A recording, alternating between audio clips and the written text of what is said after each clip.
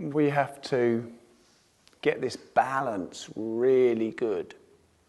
And the balance is this. On one side of the fence, you have the fact you're trying to release your nerves. But on the other side of the fence, you don't want to collapse. These two are in opposites to each other. So you're looking for, from your core, a rising, opening energy. And then from everything around your core, you're looking for a softening, relaxing energy. So your core in this sense is going to be your spine, which is going to come up. You have to have some rising energy in your spine. Otherwise, this is where you end up. After a few minutes, it's very obvious. Some people collapse more at the diaphragm, the rib cage comes down into the belly. Others collapse more in the neck. The head comes down into the shoulders. Some do both. Some lean back this way. And you don't want your spine to be collapsing. There's a big difference between relax and collapse. But then if you do this and you have a really strong rising in your spine, now it's too much, your body will not relax at all. So how can we find this balance? Okay. Now from your anatomy, and we'll get into this later, on the front of your spine you have a ligament, and it's your ligaments that are responsible for holding up your body. And this ligament lengthens up and opens up the spine, the anterior longitudinal ligament here. This will open the spine from sacrum all the way up to the occipital bone in the skull. This is why you don't need your back muscles to be tense to hold your body up. Okay? This is why you don't need your stomach muscles to be hard to hold up your body. So this is right deep in your body.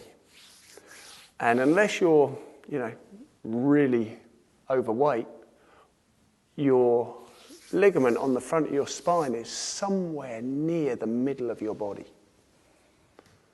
Yes? So right in the core of your body, you have a rising energy up the front of the spine. And then you want all your back muscles, all your abdominal muscles, your rib cage, your shoulders, your arms, your elbows, to have a sense of release into gravity. And if you relax, gravity will pull it down. Yes? If you just let go of the limb, gravity will draw it down. You need an energy to hold it up. You need some energy to hold it up. You let go and it will go down. So you're looking for this letting go around the whole torso with just this rising energy in the middle. Your organs also want a sense of just letting go to gravity. Now, I've been teaching this material a while, and I say to people in standing practices, I say to people, let go of your arms, and their response is, yes, this is not letting go. This is doing something. This is activation. And the yin energy is about letting go of, not doing something with. Yes? So we're looking to cultivate this letting go, but not to the point of collapse. It's actually easier to do in standing, but then your legs get engaged, and like I say, after a while you start feeling the deeper tensions in the thighs, in the lower spine. Okay? So we're starting here with sitting, and then when we go to standing, generally, people can relax more in sitting, but then they go more towards collapse. And generally, people don't let go in standing.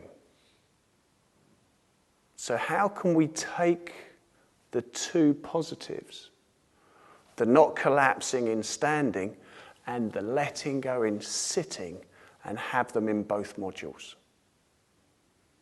You've really got to get inside your body and grab your spine as a separate entity to the rest of your body. And your spine goes up and the rest of the body comes down. That's what you're looking for. Okay? Now, I gave a few of you an adjustment with the neck because it was, particularly collapsed or jutting forward. Now, you have another issue here. If you can get your alignments perfect, that would be fantastic, yes? Each vertebrae, one on top of the other, yes?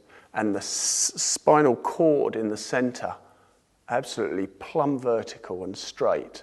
And now you have a really well-constructed building, yes? But we have these natural curves in the body, yes?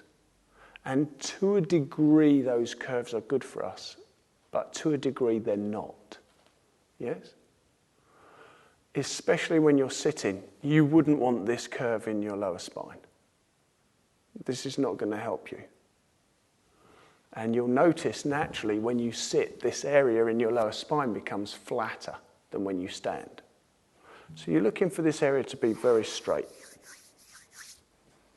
Now, depending on the tension in the fascial bands and the ligaments between the head and the chest, and the head and the spine, to how much you're going to be able to get your head back over your shoulders. Okay? So you're looking for drawing the chin back and getting the head over the torso, yes? You're looking for. Now, if you're too strong with that, you're going to put a lot of tension in the body and it can come into the occiput, which is a real no-no, yes? The area of the occiput and the atlas vertebrae. You really don't want any tension in this area. And if you're lazy with it, then your head's just going to be drooping forward. So you've really got to get your 70% of effort correct here. Now, whether you're sitting or whether you're standing, the aim of the game is to get your alignments as best you can and then to completely release and relax the nerves and the tissues, which means you're going to make a certain amount of effort in getting the head aligned, the spine up, and then you're going to work on relaxing and releasing the nerves and the tissues. Now, the longer you sit or stand, the deeper you want that to go.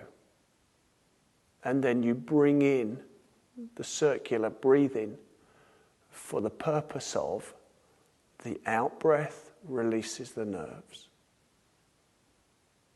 And you maintain that level of relaxation through the in-breath. The in-breath is designed to ignite the fight or flight response. And whenever you take a sharp in-breath, your whole nervous system spikes. So the purpose of the smooth in-breath is to bypass that signal and to allow the relaxation to remain as you breathe in and then to increase the level of relaxation as you're breathing out. And then you link this into one smooth continuum. So, just to recap, you get your alignments as best you can. Not strain, but not collapsed. 70% of your effort. You relax and release consciously your nerves from the crown of your head through the body down to your lower dantian.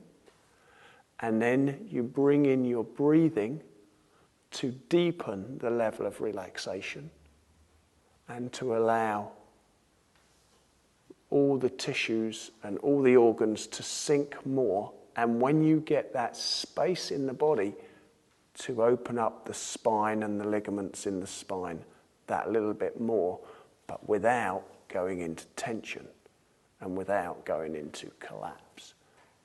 And slowly but surely over time, the spine will come up more and more, and the soft tissues of the body will sink more and more, creating a stretch that is very soft, very gentle, but it will access the deeper layers of tension in the body.